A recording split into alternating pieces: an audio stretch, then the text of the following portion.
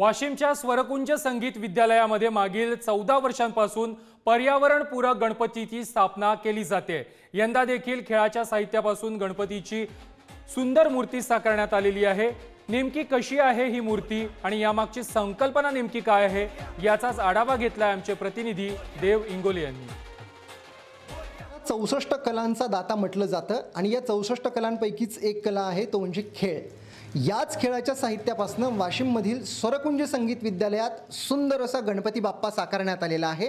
आपण या ठिकाणी बघू शकता हे सगळं खेळाचं साहित्य इथे लावण्यात आलेलं आहे, ज्यामध्ये हेल्मेटचा वापर मुकुट म्हणून करण्यात आलेला आहे, तर कानासाठी या ठिकाणी टेबल टेनिसच्या बॅट वापरण्यात आलेला आहे, तर जे चेहरा आहे त्यासाठी सुद्धा बॉलचा वापर करण्यात आलेला आहे, बास्केटबॉलचा, तर सोंडेसाठी या ठिकाणी लगोरीचा वापर करण्यात आलेला आहे, तर शरीरासाठी जो जिमचा बॉल आहे तो वापरण्यात आलेला आहे। छोट्या छोट्या बॉलने या ठिकाणी माळ तयार करण्यात आलेली आहे।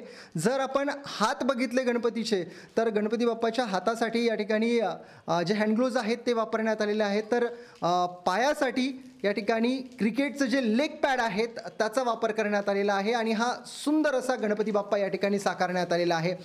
यामागची नेमकी संकल्पना काय होती हे आपण प्राचार्य सोनुने सर यांच्याकडून जाणून घेणार आहोत। सर, काय सांगाल, काय संकल्पना होती खेळाच्या साहित्यापासून गणपती बाप्पा साकारण्याची?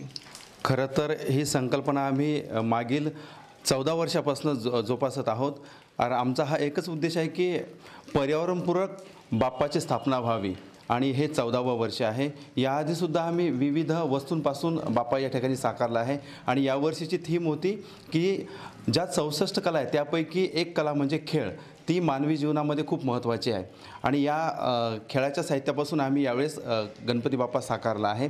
देव इंगोले, पुढारी न्यूज, वाशिम। यानंतर आपण पालघरमध्ये जाऊया। पालघरमधील डहाणूच्या उर्से गावामध्ये एक गाव एक गणपती एक मूर्तीची संकल्पना कायम आहे। धनंजय कला क्रीडा सांस्कृतिक मंडळाची 1973 पासून एक गाव एक गणपतीची संकल्पना राबवली जाते। गावातील कुणबी आणि आदिवासी हे दोन्ही समाज एकत्र येत एकोप्याचा संदेश देतात।